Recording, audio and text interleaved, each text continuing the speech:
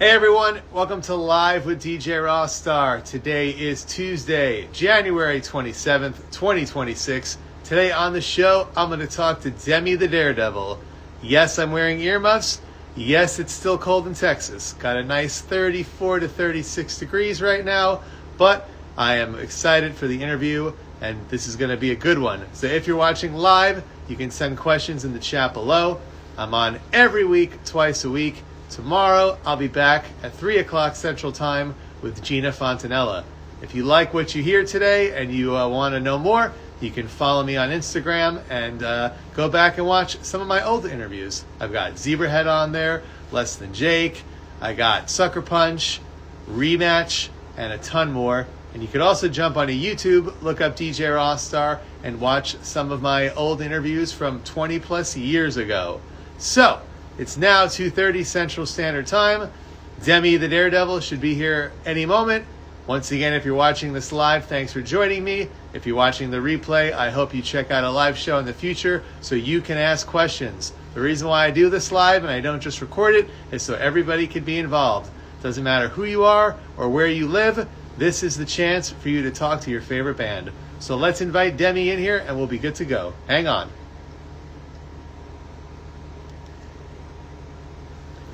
And yes, I hope you are okay if you're stuck in the snow. I moved here from Nashville last year, and they have not had power for almost 4 whole days. And that is insane to me. Every winter I lived there, we would get snowed/iced in for a week, couldn't go anywhere, couldn't get groceries delivered, and it was not fun. But we would only lose power for about a day. So 4 days is outrageous, and I really hope they fix it for everybody today. And yes, Craig is watching as well, and he says that they're snowed in over there in Memphis also. So that whole part of the country is just trapped at home, and I'm sorry. So hopefully this gives you a little bit of entertainment and enjoyment in the middle of all of that going on. So we're waiting for Demi to get in the chat. Once he's here, there he is. Send me a request, bro. Let's go live. Here we go, guys.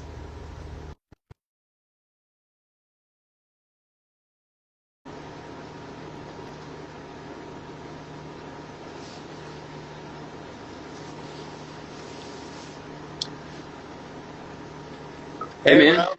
How's it going? how are you? Can you hear me? Oh, I hear you fine. How's it going, man? Thanks for joining me. Good, absolutely, dude. Yeah, just sometimes there's a little technical difficulties with the AirPods, but it looks like we're good to go. And I see you got some nice earmuffs on. Must be Yeah, cold where you are. I'm trying to pull these off like they're fuzzy Beats by Dre, so I don't look too awkward during my interviews. Luckily, I am in Texas, and they say 2 days from now it's going to be back in the high 60s. So the earmuffs will go back in the closet, hopefully until next year.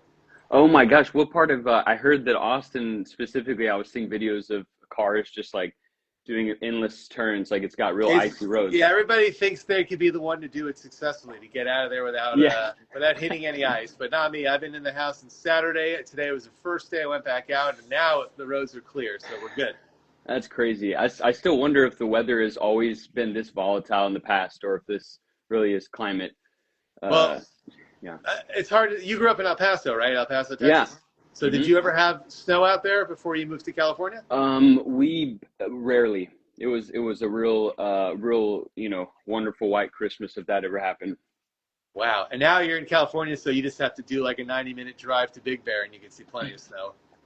Yeah. Oh, dude. Yeah. Big Bear. We discovered that last year. It was, God, yeah, I love Big Bear. Beautiful. Have you ever played a show outside where it was really, really cold? I know a lot of bands talk about playing in the hot sun, but what about in the freezing cold and the snow?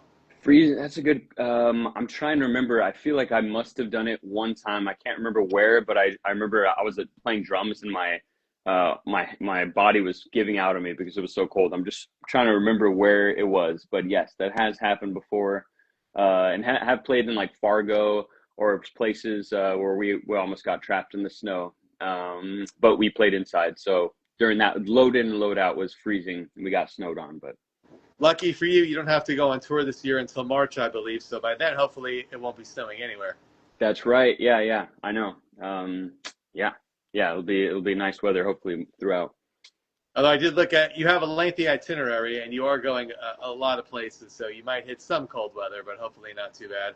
Yeah, yeah. Hopefully not too bad. I know we were talking about maybe Canada, and I learned that if that happened in April, it was still going to be very cold up there. But I'm not sure if that's happening still. But if so, yeah, I learned that it still is freezing I until went like to June. I went to Cleveland last August, and it was the middle of August, and it was 65 degrees and freezing there the whole time. Ooh, okay. In So, August? Yeah. yep, you might be onto something about the temperature changing. It's hard to tell if it's 100% real or 90% real, but I believe something's going on this planet. It seems like, yeah, it's so volatile. There always seems to be more natural disasters happening, or yeah, from the weather. So we will see. Fingers crossed. So how long have you lived in Mother Earth. California? Hey guys. I've lived in California for about almost 2 years now. Okay, so you're a newbie. Have you been in any big earthquakes yet? No, no big earthquakes, but yeah, there's been definitely have felt it about 10 times or so, and it just feels like yes, there's a good big giant shaking your apartment complex for just like 10 seconds and then it goes away, but nothing is broken or anything. So That's yeah, good. yeah, We nothing like I always think of the in the movie Encino Man. Do you remember that of with course. Brendan Fraser? Yeah, that was my only reference to earthquakes, and that one was big in the movie. Have you ever seen Yeah. The New Nightmare with Wes No, Craven? no. So in The New Nightmare, they do a whole earthquake sequence because that was when they had the big '94 earthquake, and so they did a lot of exterior shots from actual footage. Oh my, okay. Well, I gotta, that's cool. The Yeah, Nightmare? What's it called? yeah. So it's like it's Freddy Krueger, but it's called The New Nightmare. So it's Oh, the new technically Nightmare. Yeah, Nightmare yeah. on Elm Street Part 7. Oh, it's part seven. Okay. Yeah. I stopped at part four or something. I gotta go. I'm gonna go watch that now. You stopped at the Dream Master. You have to go through the Dream Yeah. Child, Freddy's dead, and then you get up to I love Freddy, and then you get up to the New Nightmare. Hell yeah, dude. So you're a horror fan, huh? And then you can go to Freddy versus Jason, which was okay, and then they have the remake of Nightmare on Elm Street, which is terrible. I don't even like to acknowledge that one. Oh, I don't think I saw it. When did the remake come out?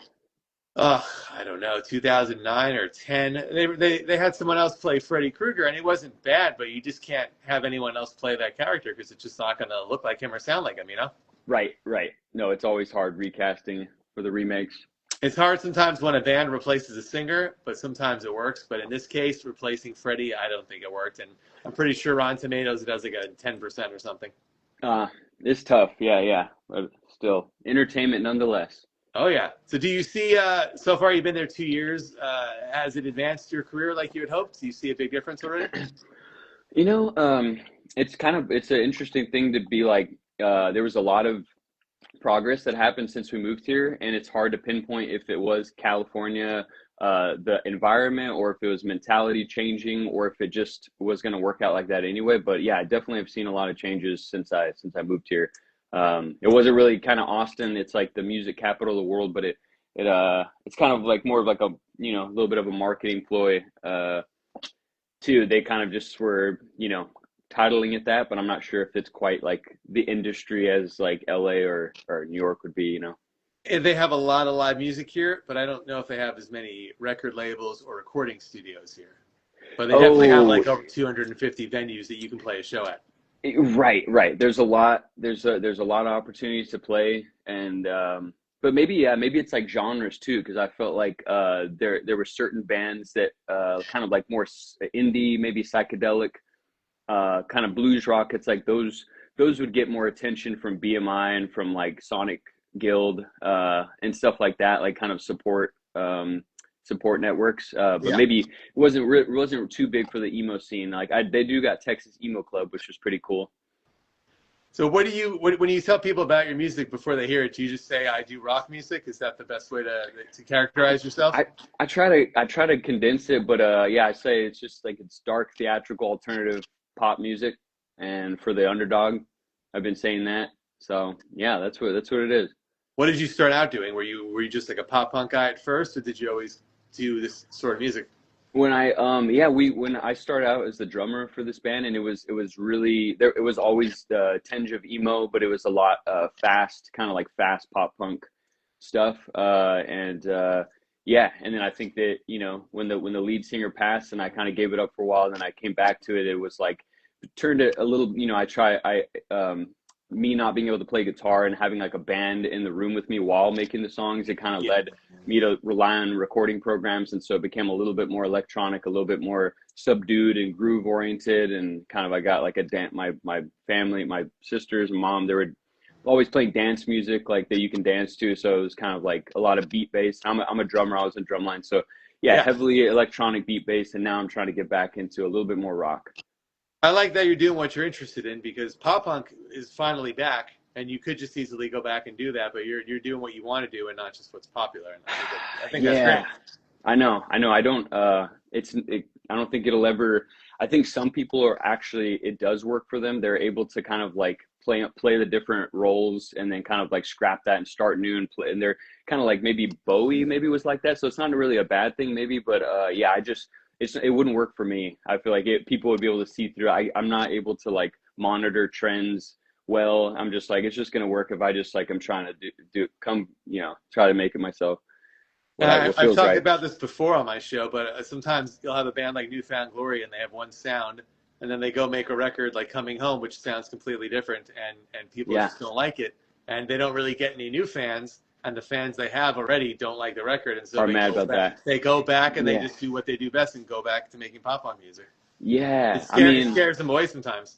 Yeah. I mean, that's a good point. I feel like sometimes you can tell if it's if there's no core heart, like consistent core truth about the band, and like you're just like that. Okay, that was completely left field. I'm not really holding on to what your main essence is, and so yeah, I think that's probably important for people to like not just totally reinvent the wheel and scrap who they really are. Yeah, I think it depends on the group. So Green Day is my favorite band, and at me too. this point, because they have so many records, I actually like when they take risks and they try something new because I Yeah, don't want them to make the same album again. So right. and sometimes it works. Like I love the trilogy. A lot of people don't like those albums. I think they're Yeah, fantastic rock and roll records.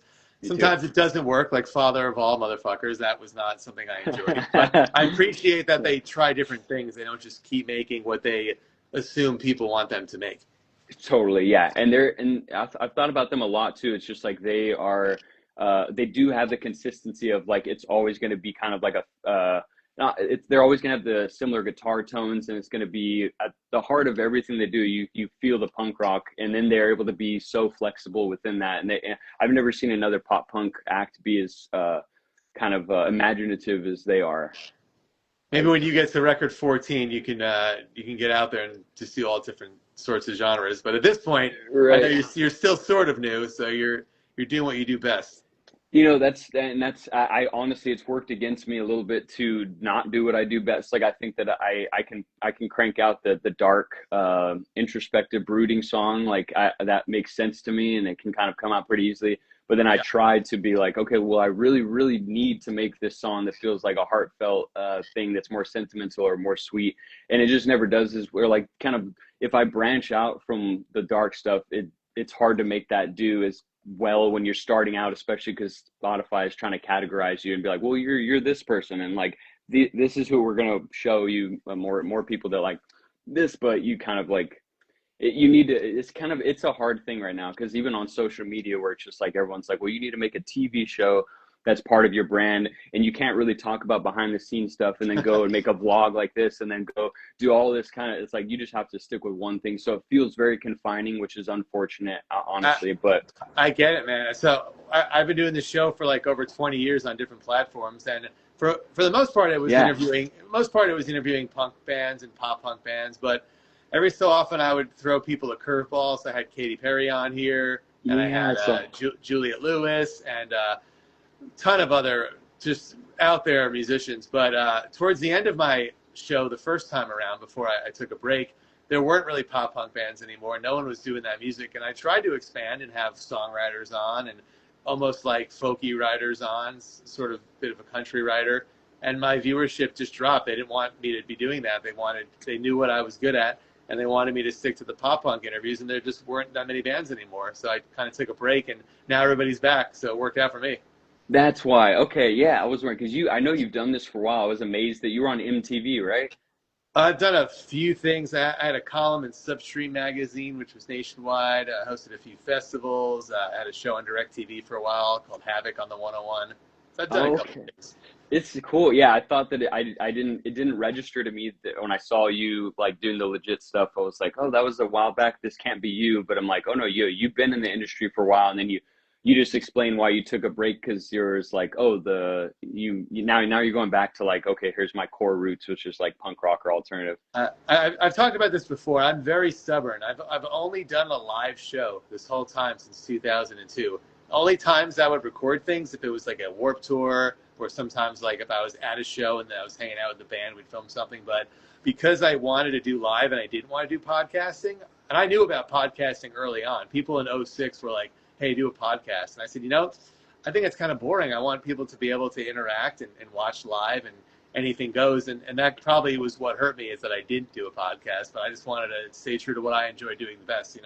Yeah, I mean, no, that's well now, I mean, you could always I guess you can't interact on podcasts in real time, but I do like the comment feature on Spotify where you can kind of yeah. So there's a little By the way, speaking of live, we are live, so if you are watching, you can send questions and talk to us. I don't want you all to feel left out. Or you can just oh let us know where you're watching from, yeah, what's or up guys? how long you've been a fan of Demi for. Whatever you want to ask us, go for it. Yeah, how are you guys doing? Thanks for hopping on. What's up, everybody? Thanks for all joining. We're just yeah, is there what we're going with kind of the flow. So whatever it is I do this to give people a positive experience. There's so much going on right now, and a lot of people, like I said, are trapped at home because of the snow and they have no power. So they might be watching this on their last battery on their phones, for all you know. Yeah, everyone recharge your phones ASAP.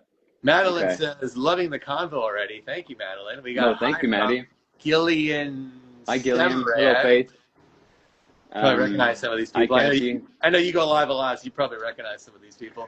I'm starting to. Yeah, I heard that something about like who knows, like social media is changing a lot, but it seems like that's the one thing everyone keeps emphasizing in 2026 is to do live more because maybe there's just so much content and it's like this way it really does. I feel like it builds the kind of human connections that I love the most, and it's hard, like you're saying, the interaction, the real interaction, but in real time. But I don't know why I didn't do it in the past as much. Now I'm gonna change that. So I enjoy being on live. I was on last night with you, checking your show out, and you seem to handle it really well. At first, when Instagram Live came out, I was kind of discouraged from doing this because everybody was going live, but a lot of artists couldn't figure out how to make it flow naturally by themselves, talking to people while playing guitar or just telling them stories. It seemed really disorganized, but you handled it really well yesterday. I was impressed. Oh man, it must be from about 10 years of humiliation therapy, and then now I think that now it's just becoming a little less. At first, it just felt weird a little bit, like where if everybody, like there's a lot of people watching me and it feels one way, and I feel uncomfortable by that. But now it's just like, no, this is probably the best way that I can do it right now. So I just kind of owning it better. So that's good. Thanks for the feedback. The only thing that could be more fun is if they get to meet you at a show, but if they can't, this is the next best thing. That's true. No, that's a really good point. Exactly. Yeah. Let's see. Ice Cubes 26 says, was it hard to come back and restart a band as the singer instead of the drummer? Being the lead. Yeah, that was trying to re-jog my memory. Yeah, I kind of gave it up. I think when I first started, when I was in my household growing up, I wasn't really the creative one. My brother was extremely talented. He's a classical pianist, and he was the talent, and I was kind of like the guy that, like, my dad was like, you should go into be in healthcare administration, or they're always kind of be an accountant, like getting a lot of feedback. It was like, hey, you're not the artist, like let's just go do this. And so when I found drums, I didn't really ever see myself as an artist. I was just a support guy, like, yeah, I could play super fast and like I love it. But then, we tried for a while, and then he passed, and I was like, yeah, like without him, there's no talent in the band. I can't do it. And then I kind of just like, I had to restart it, but from a different place where I wasn't really seeing myself as like the talent as much as like, oh, therapy wise, like I really do need to express my identity. And so it kind of started with that being the motive instead of just the music. It was just like, I need to express this. I feel extremely dissociated and broken with who I felt I was. And so, yeah, so that was the hardest part, is like, changing my why, I think. And then once that started, then I just kind of learned one thing at a time. Learned how to write the journal a lot and write the lyrics, and then made myself sing. And I didn't think I could ever sing. Nobody thought I could sing, and then started making the songs myself. So it was a very slow progress, that's for sure. You're making it work though, which is great. Now making it work, yeah. I can't think of too many drummers that became singers. Actually, I did interview a band, a pop punk band, many years ago called Four Letter Lie, and the drummer is now Mod's son. So that's a little known fact. Oh, really? That's cool. Yeah. I didn't know that he was a drummer too. Okay. Yeah, he was the drummer in that band, and now he's singer-rapper, so good for him. That's very cool. Yeah, I had no other reference besides Phil Collins in Genesis. And that's the ultimate one, of course. That's the ultimate one. Yeah. Let's see. Yeah. Do you still play any songs? Oh, thanks, guys. Do you still play any songs from when Jovan was the singer? No, I don't. I kind of feel, it's kind of a weird, it's a hard thing because we were talking about this. I made a song about him called Blackbird July, which is on the recent EP Vanishing Point, and people were responding to it made them remember when somebody died in their past, and they kind of were afraid to open up that box and kind of look at it again. And by closing it up, it kind of stopped them from doing what they love. So it's like an idea of how grief, if you like experience your grief, it'll open you back up to like not be so afraid to face something that you've been putting off because it feels bad. So this is an example of like I don't play any of the songs he wrote still because it takes me back to a certain place and it feels dark and sad to me. But that's something I would definitely love to do, especially if his family's coming to a show. His brother just came to a show on the last Phoenix show, and that was super emotional. But I would love to do that. No, that's a good idea to play at least one song that he made and kind of keep his memory alive, because he really was a fantastic songwriter. I actually used in the song about him, Blackbird, he has a bunch of demos that were just on guitar, and I have that recording, and so I used some of his inspired for some of his melodies. So that's great. Still keeping his songwriting alive. He's was really good. Yeah. Good answer. Yeah. Let's give a shout out here. We got Jam X Podcast in the room. What's up, Jam? We just talked with Jam a few weeks ago. That was a really good chat.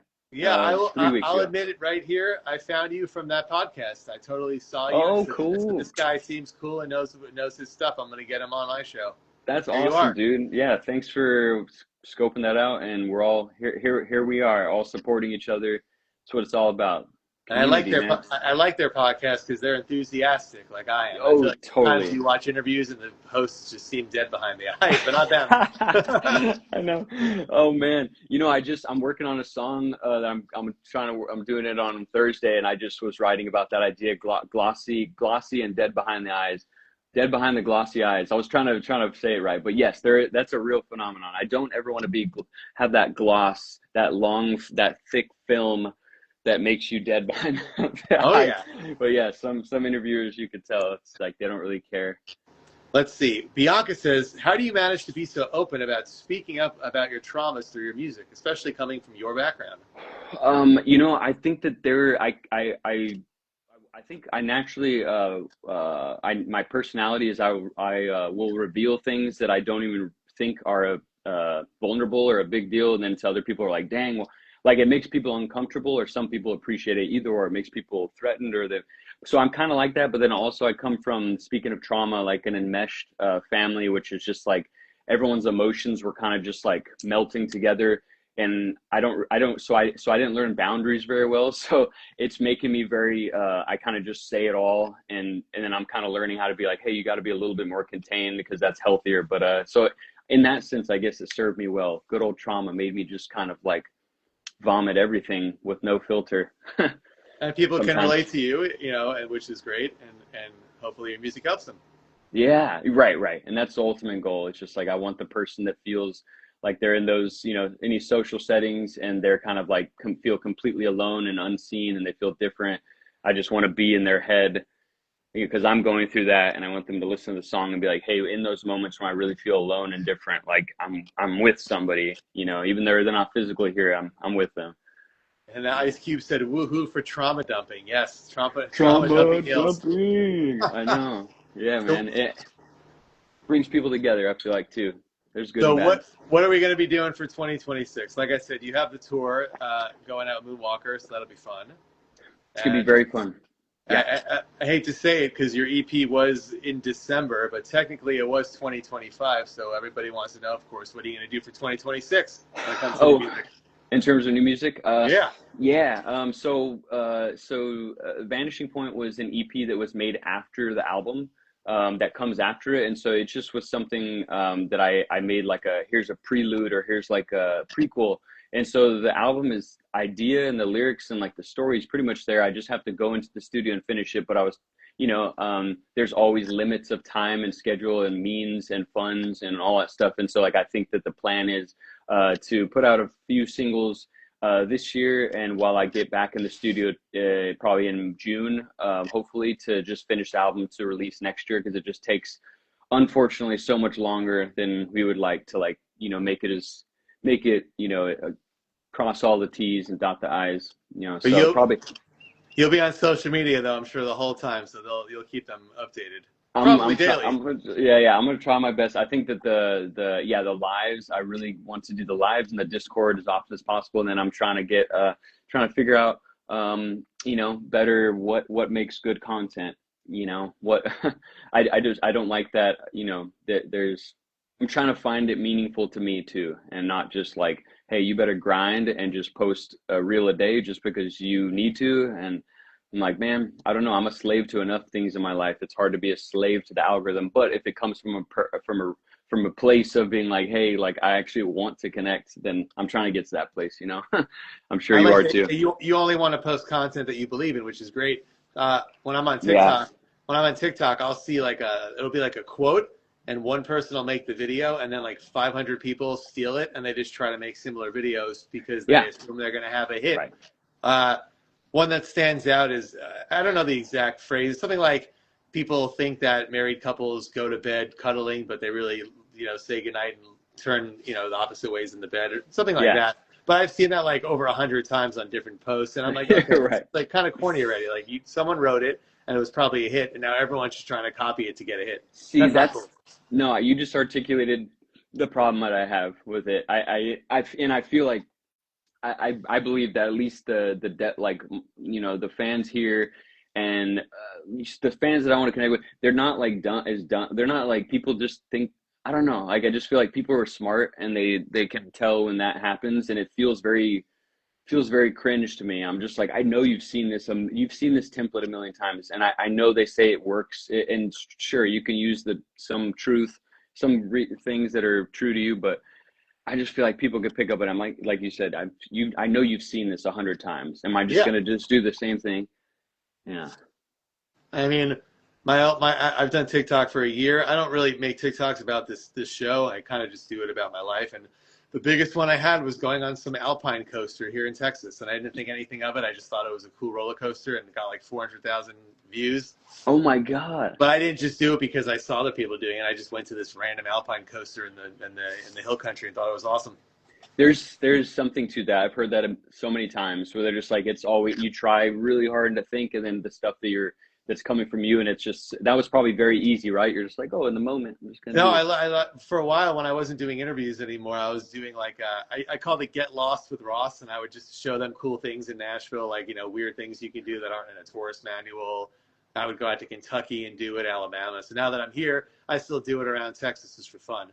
And so Oh, yeah, you never know what people are gonna like. Yeah, I love alpine coasters. They said this one is great. It's in New Braunfels, Texas. And I pronounced the name of the town wrong because it's a German name, and that's what made my video such a hit. Because all these Texans were commenting saying how I should get out of their state because I didn't pronounce the name of the town oh, the right. hate. Oh, the It good old wasn't hate. even about how cool the video was. It's just about, oh, you said it wrong. You're not a real Texan. And then they were like, look at these No. crappy boots you're Oh my wearing in the God. video. These aren't real Texas boots. These are probably from Amazon. That is something that I forget. They're like, make a mistake on your video, and then you'll get a bunch of people correcting that mistake. Haven't Yes. tried it yet, but Well, I hate to say it, but we already got to wrap up because it's almost time. So let me tell everybody before we go, I am on every week, twice a week. I'll be back tomorrow at 3 o'clock Central Time with Gina Fontanella, and that should be really cool and fun. Woo. You can add me, please. Go back on my page. You'll see videos I've done the last couple months on here with bands like Less Than Jake, Zebrahead, Hit the Lights, Sucker Punch, Rematch. I've done 2 a week every week since June 1st, so whatever that equals out to. And you can go on YouTube, look up DJ Rossstar, and you'll find stuff I've done over the last 20 plus years. I've got Pierce the Veil interviews on there, All Time Low, Mike from Green Day and I, lots of fun stuff on there. Katy Perry playing acoustic in my house for just me. It's all on YouTube. Is the Green Day ones on YouTube? Yeah, I'll send it to you right now when we're done. I have 2 videos. I have me playing on stage with Green Day from their concert, and then also me interviewing Mike. Dude, you were a lucky one. Were you wearing a wig? I just saw him say, okay, I know we got to go. I saw him saying. A wig? No, I did mine in 05. He must have changed it because he said he only gets girls on stage because that's for Know Your Enemy. This is for to play Knowledge, which they don't do right now. Oh, okay. All right, cool. Yeah, so they've been doing this since 1998. I've been trying since then because I've been a fanatic my whole life, and I finally got to do it in 05. So I'm going to send you that after this. That's so sick. Okay, hey, well. So before we go, tell them all where to check you out in case some people are watching this and they don't follow you yet and they're just watching it because I posted it. Where can they get all the music? Oh, yeah. Go to Spotify and stream it and share it with your friends. That's all we can do. Word of mouth is my only way to get out there. That's the usual way. So it's been you guys that have made this thing work. So spread the word. For both of our stuff, we're doing good. We're true to we got a bunch of true music fans in this whole chat right now. So I see it. They know their stuff and they have good questions. So thank you guys for asking good questions today. Sometimes no one writes anything, so that was great. Yeah. All right. Hey, thanks, guys. All right, let's keep in touch. I'm gonna send you some links right now. Hell yeah. But for now, everybody, have a good night. Come back tomorrow for Gina, and I'll see you next time. Bye, everybody. Bye, guys.